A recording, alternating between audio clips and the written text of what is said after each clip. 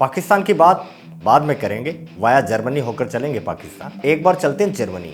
राठी साहब के हिसाब से ये मूवी अल्फा धुरंधर का करारा जवाब है। रिप्लाई देते हुए धुरंधर की पीआर टीम के एसईओ ने बस इतना ही कहा, मेरे घंटे का जल। आजकल एक गजब का ट्रेंड चला है, फिल्म बनाओ, फ्लॉप करवाओ, फिर बड़े बड़े यूट्यूबर से उसे मास्टरपीस साबित करवा दो। पता नहीं भाई ने पोस्टर में क्या देखा, मूवी तो शायद ही देखी होगी, इतना टाइम कहाँ है भाई के पास, तो पोस्टर देखकर ही ऑस्कर दे दिया। बोले ये होती है असली देशभक्ति, बिना प्रोपेगेंडा वाली। Full packed theatre. थिएटर इतना फुल था कि कुर्सियों को भी सांस लेने की फुर्सत नहीं थी। देश के थिएटर खाली पड़े हैं, लेकिन भाई साहब को वहां कुंभ का मेला नजर आ रहा है। मतलब साफ है कि अगर फिल्म बॉक्स ऑफिस पर पैसा छापे तो प्रोपेगेंडा, और अगर फ्लॉप हो जाए तो फ्लॉप इसलिए हुई क्योंकि सच्चाई थी। सच्चाई अटक जाती है गले में। ज्ञान दे रहे हैं कि धुरंधर मेकर्स को अल्फा मेकर्स से सीखना चाहिए। क्या यही कि अमन और भाईचारे के नाम पर दुश्मन को ज्यादा स्ट्रॉन्ग और समझदार कैसे दिखाया जाए, या फिर देशभक्ति का चमकीला टैग लगाकर अपने ही देश की जांबाज आर्मी को बेसहारा और मजबूर कैसे दिखाया जाए। रियलिज्म और मॉडर्न सिनेमा के नाम पर हमारी खुफिया एजेंसीज को बिल्कुल नौसिखिया और अनाड़ी कैसे साबित किया जाए, या फिर विलेन की दुख भरी बैक स्टोरी दिखाकर एक खूंखार आतंकवादी को समाज का सताया हुआ बेचारा और मासूम कैसे प्रोजेक्ट किया जाए। क्रिएटिव लिबर्टी का चश्मा पहनकर अपने ही देश के सिस्टम, लॉ एंड ऑर्डर को अंदर से विलेनस और गद्दार दिखाने का प्रोपेगेंडा कैसे चलाया जाए। वाकई बहुत कुछ सीख सकते हो। जाओ तुम भी क्लासेस ले लो फिल्म मेकिंग की, मूवी बनाओ और बना लो जो बवासीर बनाना है। पाकिस्तानी तो इसे पाकिस्तान की तरफ से धुरंधर का रिप्लाई बता रहे हैं। इकरा अजीज ने तो काफी दिन पहले ही स्क्रीनशॉट शेयर कर दिया था कि अल्फा जरूर देखें क्योंकि ये इंडियन फिल्म धुरंधर का पाकिस्तानी जवाब है। जैसे आईएमएफ से स्पेशल लोन पास करवाकर 70% इन्वेस्टमेंट इन्होंने ही की है, और ये बात वो कर रहे हैं जिनके पूरे देश के 3 महीने का राशन आ जाए धुरंधर 2 के पहले दिन की कलेक्शन मनी से। सीमा पार बैठे इन बुद्धिजीवियों को लगता है कि इनका नाम लिए बगैर इंडिया में कोई मूवी बन ही नहीं सकती। इंडिया को आज भी अपनी इंडस्ट्री चलाने के लिए पाकिस्तान की जरूरत पड़ती है। इनके हिसाब से जिस मूवी में पाकिस्तान का नाम लिया गया उसकी इनकम का 50% ROI सीधा इन्हीं को मिलना चाहिए। इनको लगता है कि इंडिया की हर फिल्म इनके बगैर अधूरी है। पाकिस्तान के किरदारों की जरूरत पड़ती है। बिल्कुल, क्योंकि विलेन नाम का एक प्राणी होता है भाई, वो चाहिए होता है। अब तुम ही बताओ, अगर हम हमारी फिल्मों में राह के एजेंट को चंद्रयान मिशन पर जाते हुए दिखाएंगे तो लोग तो यही कहेंगे ना, ऐसे कुछ ज्यादा नहीं हो गया। इसीलिए भाई मजबूरी में तुम लोगों को दिखाना पड़ता है।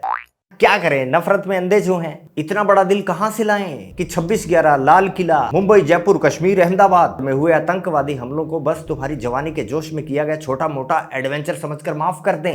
एक्चुअली ने गलती हमारी है, बदला तो हमें फ्रांस से लेना चाहिए। और अकेले क्यों लेना चाहिए, ISI के साथ मिलकर लेना चाहिए। नक्शे पर जो बॉर्डर खून से खींचा गया है, ये लोग उसे कैमरे के लेंस से अमन की आशा का हाईवे बना देते हैं। इतिहास गवाह है कि कब कब किसने पीठ में एक छुरा घोंपा, और हमारे इन मेकर्स को तो लगता है कि बस सामने वाला तो गलती से हाथ में बंदूक लेकर घूम रहा है। असल इतिहास को भुलाकर उसमें ऐसा ज्ञान बांटें कि थिएटर से निकलने के बाद बंदा खुद को ही कसूरवार समझने लगता है। गजब का टैलेंट भाई। फैक्ट्स तो ऐसे गायब करते हैं जैसे गधे के सिर से सींग। देखते जाइयो, ये बॉलीवुड में क्रिएटिव लिबर्टी के नाम पर कुछ भी बनाकर परोस देने वाले जो डायरेक्टर्स बैठे हैं ना, ये बड़ी जल्दी ही रामलीला के बाद अब कृष्ण लीला का भी मॉडर्न वर्जन लेकर आने वाले हैं, जिसमें भगवान श्री कृष्ण को 5 वक्त का नमाजी दिखाएंगे। आइडिया इनको ऑलरेडी मिल चुका है। कृष्ण जी भी 5 वक्त की नमाज पढ़ा करते थे। अरे भाई कैसे? कृष्ण जी अर्जुन से कह रहे हैं कि हाय अर्जुन, ईश्वर की जब पूजा करो तो पूरे शरीर का योग करो, योगी। इस एकदम बिना सिर पैर के लॉजिक को सुनकर किसी भी नॉर्मल इंसान का दिमाग घूम जाएगा, लेकिन हमारे इन डायरेक्टर्स का खून नहीं खोलता। इन्हें तो इसमें भी एक चमचमाता क्रिएटिव आइडिया नजर आ जाता है। ये लोग डायरी पेन निकाल कर फटाफट फिल्म की स्क्रिप्ट लिखना शुरू कर देते हैं। कपड़ा एकदम बकवास, थोड़ा भी सूट नहीं कर रहा है। और जब पब्लिक इन्हें बॉक्स ऑफिस पर उठा कर चौक स्लैम देती है, तब ये तुरंत गिरगिट की तरह रंग बदलेंगे, मासूम सा चेहरा बनाकर बोलेंगे, हमने रामायण नहीं बनाई है। अरे भाई हमने तो कृष्ण लीला बनाई नहीं है, आप लोग फालतू में गुस्सा हो रहे हो। विक्टिम कार्ड खेल देंगे कि हम तो सिर्फ इंस्पायर्ड थे भाई, हम रामायण से प्रेरित हैं। ये तो कुछ भी नहीं, असल तमाशा तो उस पार चल रहा है। आपकी शादी हुई भी है? अल्हम्दुलिल्लाह, मेरे 4 बच्चे हैं, फिर उनके खुश बच्चे है हैं, शादी फिर में? बहुत खुश। तो फिर दूसरी शादी क्यों करनी है? शादी नहीं करूंगा ना, ये तो नुक्ता समझाना है। आपने ये कितनी 4, 5 नहीं, और टाटा बाबा कितनों को किया है, कितने अभी चल रही है कतार में, क्या सीन है? तो 1, 2, 3 की बजाय आप अगर दर्जन में आ जाएं तो 1, 2, 3 दर्जन कह सकती है। आप 3 डजन खवातीन के साथ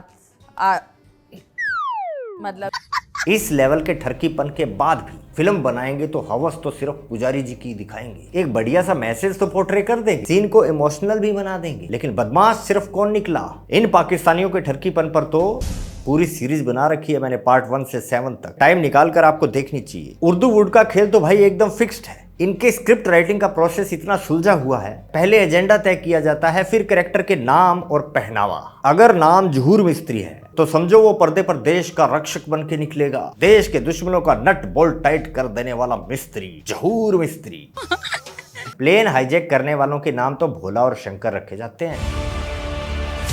लोगों को सिर्फ ये याद रहेगा, लोगों को सिर्फ ये याद रहेगा कि हाईजैकर्स के नाम और कपड़े कैसे थे। फिल्म खत्म हो जाएगी, थिएटर की लाइट जल जाएगी, लेकिन वाह वाह करती हुई जाती पब्लिक के दिमाग में ये बात सेट हो जाएगी कि भाई जो भोला और शंकर है ना, असली फसाद की जड़ तो यही है। अरे जब तुम्हारा वो इरादा था ही नहीं तो इतनी मेहनत करके ये रायता फैलाया ही क्यों?